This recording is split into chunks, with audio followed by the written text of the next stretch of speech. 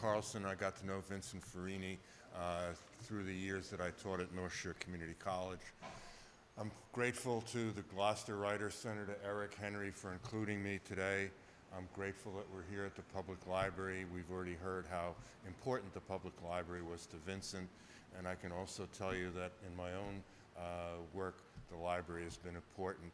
I have brought some of these books for sale. I'm selling this one for $5 and this one for 10, and I'm going to donate all of the proceeds to the Gloucester Writers Center.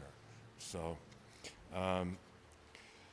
now I'm going to turn to the reading part of my presentation. I'm going to start with an excerpt from Voices of a Generation.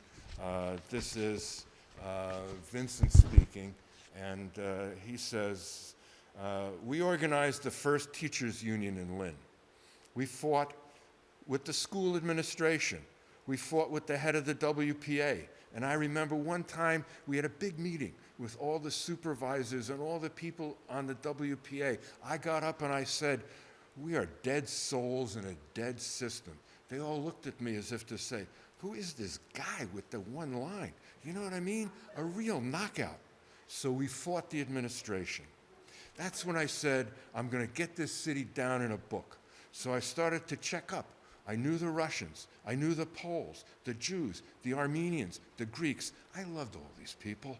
So I went where these people were, and I held these classes, and I started to make these observations about my times. I listened to what some of the people said, like Welsh, about what he was saying about people going to welfare, what a manufacturer would say, or what Jake Finkel, who worked for the Lynn Telegram News, would say. And I'd use their remarks as heads for my first book of poetry, No Smoke.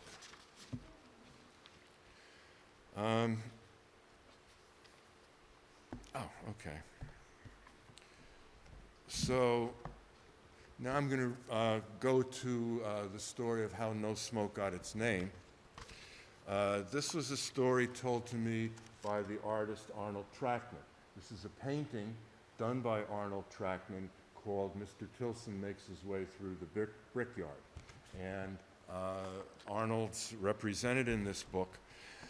And one thing that might help you understand the poem is that in 2001, we held a celebration at North Shore of the 60th anniversary of the publication of No Smoke. And like today, there were various people who read stories from No Smoke, and Arnold Trackman read a story from No Smoke about Alfred Jacobs. I'll read that in a second.